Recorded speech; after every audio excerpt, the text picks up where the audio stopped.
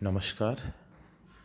हिंदी साहित्य बीए द्वितीय वर्ष के विद्यार्थियों का इस ऑनलाइन कक्षा में स्वागत है। हम लोग पद्माकर की गंगा लहरी की कविता पढ़ रहे हैं। 10 कवित्त गंगा लहरी विषयक, गंगा लहरी से गंगा महिमा विषयक जो कविता है वो हमारे पाठ्यक्रम में है। 8 हम पढ़ चुके हैं, उससे आगे के जो 2 कविता हैं इन्हें आज पढ़ते हैं। आइए। कर्म को मूल तन, तन मूल जीव जग, जीवन को मूल अति आनंद ही धारिवो। काहि पदमाकर जो आनंद को मूल, राज राज मूल केवल प्रजा को भवन भरिबो। प्रजा मूल अन्न सब अन्नन को मूल, मेघ मेघन को मूल एक यज्ञ अनुसरिबो। यज्ञन को मूल धन, धन मूल धर्म अरु धर्म मूल गंगा जल बिंदु पान करिबो। जीवन का सार, जीवन में सबसे महत्वपूर्ण क्या है? अब कवि का उद्देश्य है कि गंगा से महत्वपूर्ण कुछ नहीं है, इसे सिद्ध कैसे किया जाए। तो कवि उत्तरोत्तर एक एक तत्व की एक से एक श्रेष्ठता बतलाता चलता है और सबसे अंत में गंगा को सर्वोच्च सर्वश्रेष्ठ सिद्ध कर देता है। व्यक्ति आनंद के उद्देश्य से जीता है, उसका लक्ष्य है जीवन में आनंद प्राप्त करना।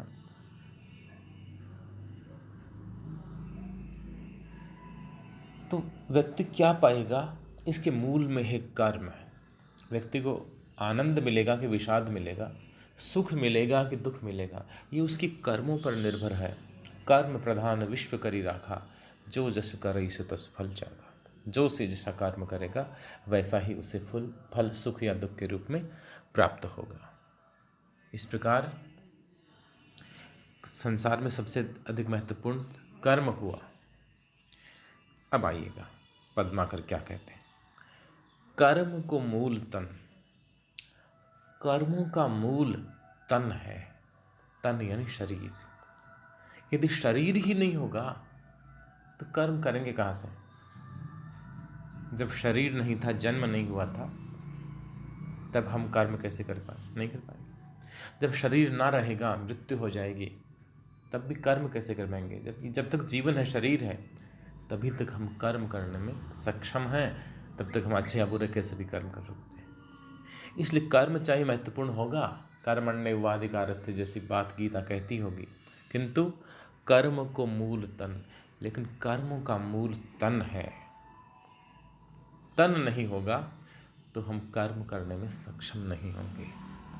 शरीर माध्यम खलु धर्म साधनम। धर्म का पहला साधन शरीर है। शरीर न रहा तो न धर्म कर पाओगे, न अधर्म कर पाओगे। इसलिए पद्माकर कहते हैं कर्म को मूल तन। कर्मों का मूल है, सार तत्व है, वह तन है। और तन मूल जीव जग। संसार में तन का मूल है। तन, इस शरीर में जो सबसे महत्वपूर्ण चीज़ है, हाथ है, पाँव है, अन्य अंग प्रत्यंग है, आँख नाक कान मुँह त्वचा आदि। इस तन में सबसे बड़ी चीज़, सबसे मूल बात, सबसे महत्वपूर्ण चीज़ क्या है? तन मूल जीव। तन का मूल क्या है? जीव है, प्राण है। जग यानी संसार में। संसार में कर्मों का मूल कारण शरीर है और शरीर का मूल जो तत्व है वह जीव है। शरीर पड़ा है लेकिन उसमें जीव नहीं तो किस काम का है? अब हाथ से काम कर लोगे, पैर से चल लोगे, हाथ से कुछ पकड़ लोगे, उठा लोगे, अन्य काम कर लोगे, मुख से बोल लोगे, लेकिन ये शरीर के अंगों से काम हो रहा है, लेकिन तभी तक जब तक उसमें जीव है। तन मूल जीव, इसका मतलब तन का मूल, तन का सार तत्व है, वह जीवात्मा है, प्राण है। और जीवन को मूल अति आनंद ही धारिबो। और जीवों का मूल क्या है? जीवों का लक्ष्य क्या है? जीव है वे आनंद पाना चाहते हैं। जब हम संसार में आते हैं, बच्चा का जब जन्म होता है तो सबसे पहले बच्चा रोता है, रुदन। और लक्ष्य होना चाहिए जीवन का कि अंत में हम आनंद को पाले, हंसते हुए जाएं। कबीर कहते हैं, कबीरा जब हम पैदा हुए, जग हंसे हम रोए, ऐसी करनी कर चलो, हम हंसे जग रोए। जब हम आए थे तो हम तो रोए थे बच्चे के रूप में, और पूरी दुनिया ने खुशी मनाई थी, हंस रहा था संसार। हमें ऐसे कर्म करने चाहिए कि जब हमारी मृत्यु हो तो हम तो हंसते हुए जाएं, हमें संतोष हो कि हाँ दुनिया में क्या हमने अच्छे काम किए, और दुनिया हमें याद करके रोए कि एक अच्छा आदमी चला गया। तो जीवन का लक्ष्य आनंद पाना है। मोक्ष जो है, बताते हैं 4 पुरुषार्थों में, धर्म अर्थ काम मोक्ष, उनमें मोक्ष जो परम पुरुषार्थ है, मोक्ष तो सबसे बड़ा आनंद है। जैसे परमानंद कहते हैं, ब्रह्मानंद कहते हैं। तो जीवन को मूल अति आनंद ही धर्म, जीवों का मूल है वह आनंद पाना है। कही पदमाकर जो आनंद को मूल राज। अब अगर हम सांसारिक आनंदों की बात करें, सांसारिक सुखों की बात करें, तो सांसारिक सुख कब प्राप्त हो सकते हैं? पद्माकर ने अपनी आंखों से देखा था कि राजा लोग किस तरह भोग विलास में निमग्न थे, किस तरह से राजा अपने इच्छाओं की, कामनाओं की पूर्ति में पानी की तरह पैसा बहाते थे। कही पद्माकर जो आनंद को मूल राज, आनंद का मूल है वो राज्य है। आनंद तब मिल सकते हैं जब व्यक्ति राज्य प्राप्त कर ले, राज्याधिकार प्राप्त कर ले।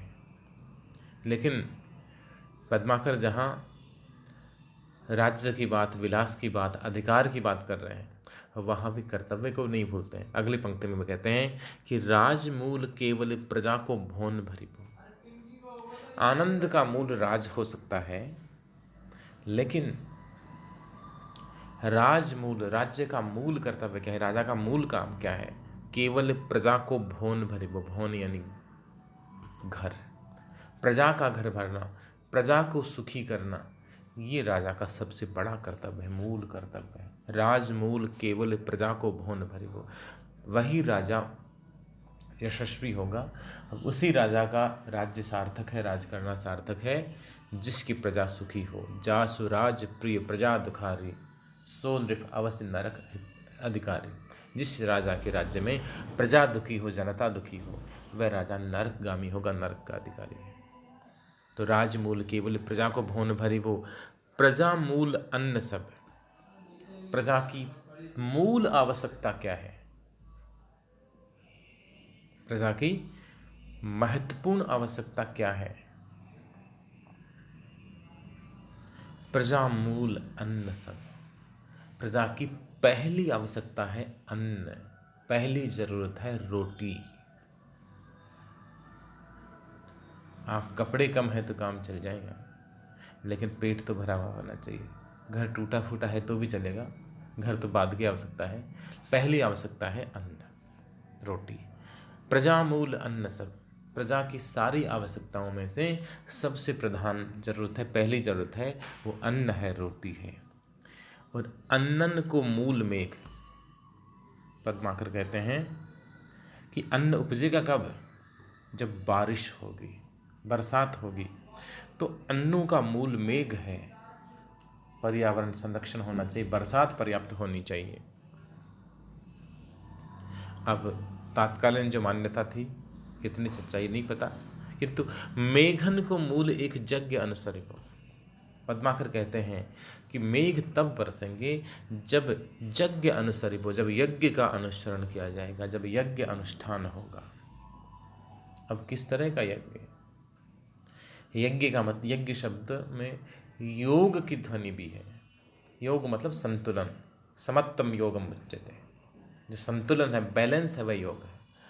प्रकृति में जब बैलेंस रहेगा, पेड़ भी पर्याप्त रहेंगे, सब जीव जंतु भी सुरक्षित रहेंगे, ऑक्सीजन, कार्बन डाइऑक्साइड जन्य अन्य जो तत्व, गैसीय तत्व, द्रव्य तत्व, जो ठोस तत्व, जितने भी चीज़ें हैं संसार में, प्रकृति में, वे सब संतुलित अवस्था में रहेंगी, बैलेंस रहेगा, संतुलन रहेगा, तो वह प्रकृति यज्ञ है।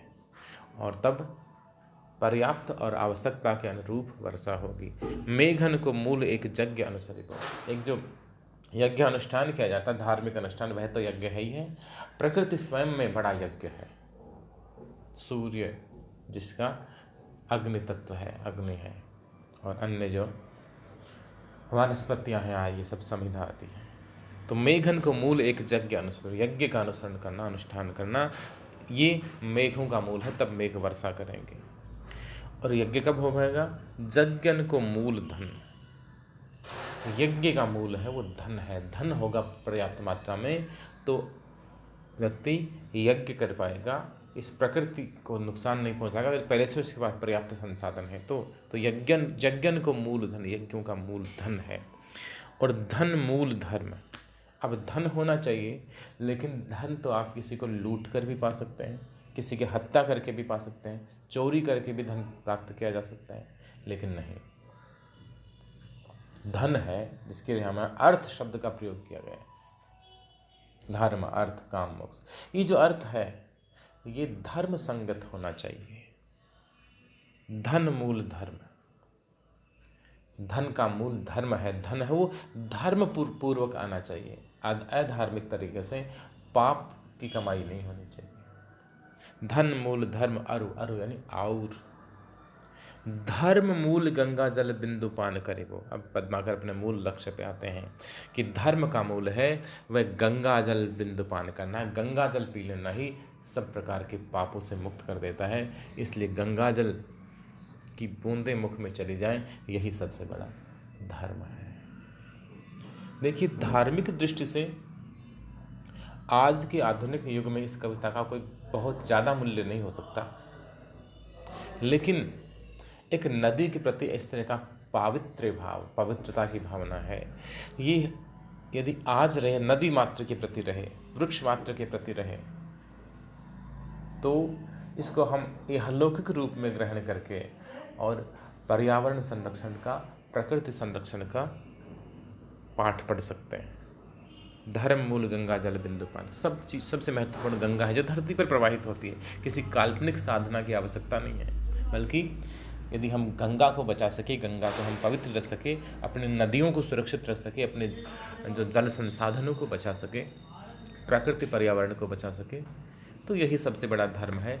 ये एक ध्वन्यार्थ, एक व्यंग्यार्थ हम ले सकते हैं, और ये अगर हम ले सकते तभी ये कविता सार्थक है। वरना केवल धार्मिक अनुष्ठान के रूप में गंगा के धार्मिक महत्व तक यदि ये कविता को सीमित कर दें, तब तो इसका कोई आज के समय में कोई विशेष प्रासंगिकता रहेगी नहीं, केवल सांस्कृतिक पक्ष जरूर इसका रहेगा। अगला कविता देखिएगा। आस करी आयो हूँ तो मैया पास रावरे में, गाढ़ हूँ के पास दुख दूर बूटी बूटेंगे। कहे पद्माकर कुरोग से संघाती तेऊ, गेल में चलत घूमि घूमि घूटी घूटेंगे। दगादार दोष दिन दारिद बिलाई गए, फिक्र के फंद बिन छारे छूटी छूटेंगे।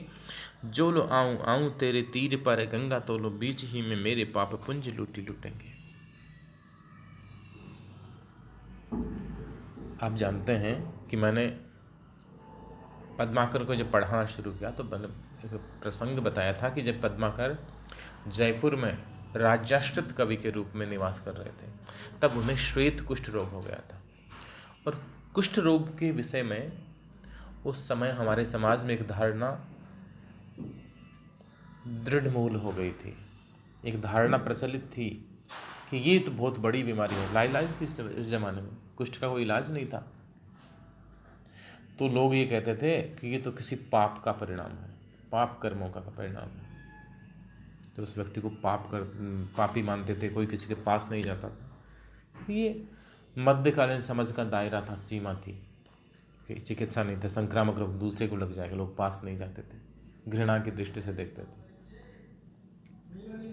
तो पद्माकर कुष्ठ रोग से ग्रसित हो गए। तो पद्माकर अपने युग की मान्यताओं से भी बंधे हुए हैं और उनमें गंगा के प्रति पारंपरिक श्रद्धा भी है। पाप है तो पाप गंगा दूर कर देगी, एक धारणा थी, एक विश्वास था। तो पद्माकर गंगा के किनारे आते हैं और उन्हें विश्वास है कि गंगा के निकट रहेंगे, शुद्ध हवा पानी मिलेगा, प्रकृति के निकट रहेंगे तो उनका स्वास्थ्य ठीक हो जाएगा, रोग दूर हो जाएगा। तो मध्यकाल में जो कविता भाषा को लेकर जो एक प्रकार का अधिनायक का अधिनायकत्व था, मन मर्जी चलती थी, भाषा में शब्दों को कैसे तोड़ मरोड़ दो, उसकी झलक भी आपको इस कविता में मिलेगी। आस करी आयो हो तो, बड़ी आशा लेकर के, बड़ी उम्मीद लेकर आया हूँ, मैया पास रावरे में, रावरे यानी आपकी, हे गंगा मैया, मैं बड़ी उम्मीद लेकर के, बड़ी आशा लेकर के आपके पास आया हूँ। गाढ़ हूँ के पास, गाढ़ यानी संकट, गाढ़ हूँ संकटग्रस्त, माँ मैं विपदा में हूँ, परेशानी में हूँ, लेकिन मैंने सुना है, मुझे विश्वास है कि जो भी परेशान व्यक्ति, जो संकटग्रस्त व्यक्ति है, माँ तुम्हारी शरण में आ जाता है, उसके दुख दूर हो जाते हैं। इसलिए मैं भी ये आशा लेकर आया हूँ। आस करी आयो हूँ तो मैया पास रावरे में, हे गंगा मैया, मैं रावरे यानी आपके पास बड़ी आशा लेकर आया हूँ।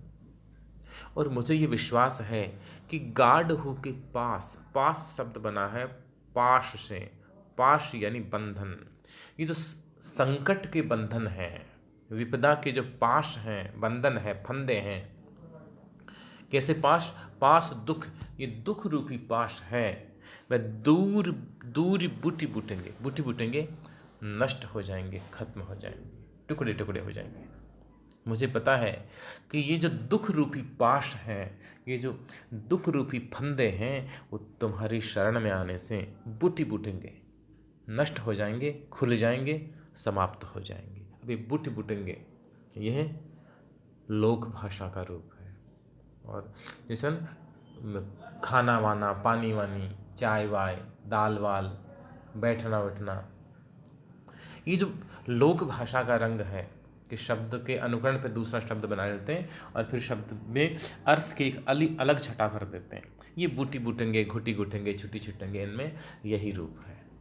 भाषा शब्दों का थोड़ा तोड़ मरोड़ है, लेकिन अर्थ है वो एक अलग चमक के साथ तृप्त हो उठता है ऐसे प्रयोगों से।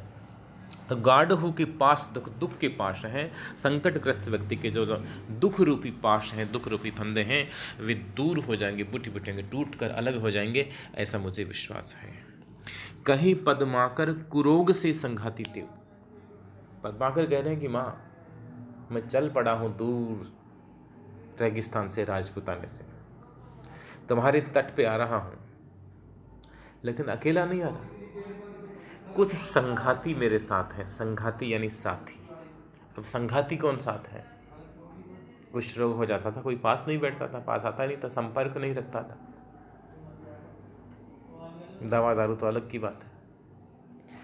कहे पद्माकर कुरोग से संघाती, मुझे एक कुरोग लग गया, मुझे मेरे शरीर में कुरोग है, व्याधि लग गई है, रोगग्रस्त हो गया हूं, वे रोग ही मेरे संघाती हैं। कहे पद्माकर कुरोग से संघाती, संघाती यानी साथी, मैं अकेला नहीं आ रहा, मेरे साथ मेरे रोग, मेरे शोक, मेरी पीड़ाएं, मेरे दुख भी साथ आ रहे हैं, तेऊ यानी वे। लेकिन मुझे पता है कि ये बुरे साथी हैं, और बुरा व्यक्ति सुपथ पे नहीं बढ़ सकता। बुरा व्यक्ति है, उसे सही राह पे चलना कभी पसंद नहीं आता। तो कहीं पद्माकर कुरोग से संघाती तेऊ, जो इस कुष्ठ रोग जैसा बुरा रोग है, ये रोग रूपी संघाती है, साथी हैं, तेऊ यानी वे। गेल में चलत घूम घूम घुटी घुटेंगे, गेल यानी रास्ता, रास्ता राजस्थान में बोलते हैं गेला, रास्ते को, मार्ग को गेला बोलते हैं। तो गेल में चलत, गेल यानी मार्ग, रास्ता, रास्ते, मुझे बताइए कुरोग रूपी संघाती, ये कुष्ठ रूप रूपी साथी हो, मेरे साथ आ रहा है, लेकिन माँ मुझे पता है कि तुम्हारे नाम की इतनी महिमा है, तुम्हारे भक्ति का इतना प्रताप है कि मैं यहाँ राजपुताने से चला हूँ, राजस्थान से चला हूँ, जयपुर से चला हूँ, और जब तक गंगा तट पहुँचूंगा, कानपुर गए थे पद्माकर, कानपुर पहुँचूंगा उत्तर प्रदेश में, तो मेरे ये कुरोग रूपी साथी हैं, वे गेल में चलत, रास्ते में चलते हुए ही घूम घूम घुटी घुटेंगे, मेरे घूमते घूमते ही ये रोग घूम घूम कर घुटी घुटेंगे, घुट घुट के मर जाएंगे, रोग मर जाएंगे, रोग समाप्त हो जाएगा। मुझे तुम तक आने जितना समय नहीं लगा, मैं आऊँगा अवश्य, तुम्हारे किनारे आके रहूँगा, किंतु मुझे ये विश्वास है कि ये जो कुरोग है, ये कुष्ठ रोग है, वह तुम तक आऊँगा, इस रास्ते में ही घुट के और ख़त्म हो जाएगा, केवल मैं स्वस्थ होकर तुम्हारे पास आऊँगा, पूरी आस्था और भक्ति से भर के। दगादार दोस्त दीन। माँ, ये जो दोष हैं मेरे, जो रोग रूपी दोस्त हैं, ये बड़े दगादार हैं। ये जो पाप बड़े दगादार हैं, मुझे बड़ा दगा दे रहे हैं। घात लगा के इन्होंने मुझ पे वार किया है। दगादार दोष दीन, ये जो दोष हैं, मेरे दुख हैं, मेरे जो रोग शोक हैं, पीड़ाएं हैं, ये बड़े धोखेबाज हैं। जब मैं वृद्ध होने लगा, जब मैं युवा था, तब तक रोगों ने मुझ पर आक्रमण नहीं किया। जब स्वस्थ था तब तक कुछ नहीं हुआ। जब शरीर में जान थी तब कुछ नहीं किया। लेकिन जब मैं वृद्ध होने लग गया, शरीर कमज़ोर पड़ने लग गया, तो इन धोखेबाज दोस्तों ने घात लगाकर, मुझे कमज़ोर जानकर मुझ पर आक्रमण किया और मेरे शरीर को व्याधियों ने घेर लिया, रोगों ने घेर लिया। दगादार दोस्त दीन, दारिद्र पिलाई गए। लेकिन माँ, मुझे पता है कि ये जो दारिद्रता है, दारिद्र यानी दरिद्रता, मेरी दीनहीनता है। तुम्हारी शरण में आऊँगा तो मेरा सारा दारिद्र्य, चाहे वो धन का दारिद्र्य हो या मानसिक दारिद्र्य, दुखी हो गया तो मन में भी अच्छे विचार कहाँ है, तो मेरा ये दैहिक और मानसिक दारिद्र्य है, वह बिलाई गई विलुप्त हो जाएगा। तुम्हारा नाम लेते ही मैंने जो ही संकल्प किया कि मैं माँ गंगा की शरण में जाऊँगा, तो मेरी सारी दरिद्रता बिलाई गई, विलीन हो गई, समाप्त हो गई। मेरे सारे दगादार दोस्त थे, ये भी मुझे विश्वास है कि समाप्त हो जाएंगे। और फिक्र के फंद, फिक्र यानी चिंता, बोलते हैं चिंता, फिक्र, फिक्र यानी चिंता, और फंद यानी फंदा, वही पाश, बंधन। मुझे पता है माँ कि मैं तुम्हारे शरण में आ जाऊंगा, तो फिक्र के फंद, चिंता रूपी जो फंदे हैं, बिन छारे, बिना छुड़ाए, छूटेंगे, छूट जाएंगे। मैं राजा के आश्रित हूँ, तब भी मैं चिंता मुक्त नहीं हूँ। राजा ने मुझे जागीर दी होगी, धन दिया है, सम्मान दिया है, प्रतिष्ठा मिली है, मुझे नाम मिला है, यश प्राप्त हुआ है, किंतु मैं चिंता मुक्त नहीं हुआ। मुझे अनेक प्रकार की चिंताएं घेरे रही हैं। लेकिन मैं जब तुम्हारी शरण में आऊँगा, तो माँ, मुझे विश्वास है कि फिक्र के फंद, चिंता के फंदे, चिंता के जो पाश हैं, चिंता के बंधन हैं, बिन छारे, बिना छुड़ाए ही छूटेंगे, छूट कर दूर छिटक जाएंगे, दूर हट जाएंगे। मुझे कोई चिंता नहीं रहेगी तुम्हारी शरण में आने की बात। आगे पद्माकर कहते हैं कि जो लो आऊं, जो यानी जब, लो यानी तक, जो लो आऊं, जब तक मैं आऊँगा, आऊं तेरे तीर पर, तीर यानी किनारा, जो लो आऊं तेरे तीर पर गंगा, तो लो यानी तब तक। हे माँ, मैं जब से चला हूँ, जब से तुम्हारे तीर आऊँगा, चल पड़ा हूँ, और जब तक तुम्हारे तीर पर पहुँचूँगा, तुम्हारे तट पर, किनारे पर पहुँचूँगा, तब तक, तो लो यानी तब तक। जो लो आऊँ तेरे तीर पर गंगा, तो लो, हे गंगा मैया, जब तक मैं तुम्हारे किनारे पर पहुँचूँगा। मुझे विश्वास है, मुझे दृढ़ विश्वास है इस बात का कि बीच ही में मेरे पाप पुंज लूटेंगे। मेरे जो पाप पुंज हैं, पुंज यानी समूह है, थोड़े बहुत पाप थोड़े हैं, मैंने तो पता नहीं कितने पाप किए हैं, तो पापों का पुंज हो गया, पापों की बड़ी ढेरी लग गई, पापों का बड़ा समूह इकट्ठा हो गया है। लेकिन मुझे भरोसा है पाप हारिनी गंगा मैया, कि जो लो आऊँ मैया गंगा, तेरे तीर तो लो, जब तक तुम्हारे तीर पहुँचाऊँगा तब तक बीच ही में मेरे पाप पुंज लूटेंगे, मेरे पाप लुट जाएंगे। पापों को कोई न कोई लूट लेगा। तुम्हारी कृपा है, वह तुम्हारा नाम है, तुम्हारी भक्ति है, वह मेरे पापों को लूट लेगी, खत्म कर देगी। जब मैं आऊँगा तब मेरे शरीर में न कोई व्याधि रोग बचेगा और न मेरे मन में कोई पाप बचेगा। मैं पाप मुक्त हो जाऊँगा, मैं रोग मुक्त हो जाऊँगा। हे माँ, मैं तुम्हारे शरण में आ रहा हूँ। कवि को गंगा के प्रति अगाध विश्वास है। कवि तो यहाँ तक कहता है कि गंगा जल ही नहीं, गंगा तट की धूल हवा के साथ उड़कर जहाँ जहाँ तक पहुँचती है, वहाँ वहाँ पाप समाप्त हो जाते हैं। जह जह मैया तेरी धूली उड़ जाती गंगा, तह तह पापन की धूली उड़ जाती। हे गंगा मैया, जहाँ जहाँ तुम्हारी तटों की धूल उड़कर जाती है, वहाँ वहाँ पापों की धूल उड़ जाती है, पाप नष्ट हो जाते हैं, पाप हार जाते हैं, खत्म हो जाते हैं। और माँ, तुमने तो पता नहीं कितने कितने कितने अपने भक्तों का उद्धार किया है। जेते तुम तारे तेते नभ में न तारे, हाँ, तुमने इतने लोगों को तार दिया है, उतने तो आकाश में तारे भी नहीं। इस तरह से गंगा के प्रति अगाध आस्था के कवि हैं पद्माकर, और इस आस्था ने और उनकी कहन ने, कविता कहने की शैली ने, ब्रज भाषा के सुष्ट प्रयोग ने पद्माकर को कवि के रूप में लोकप्रिय बनाया। गंगा महिमा विषय की 10 कविता हमारे पाठ्यक्रम में थे।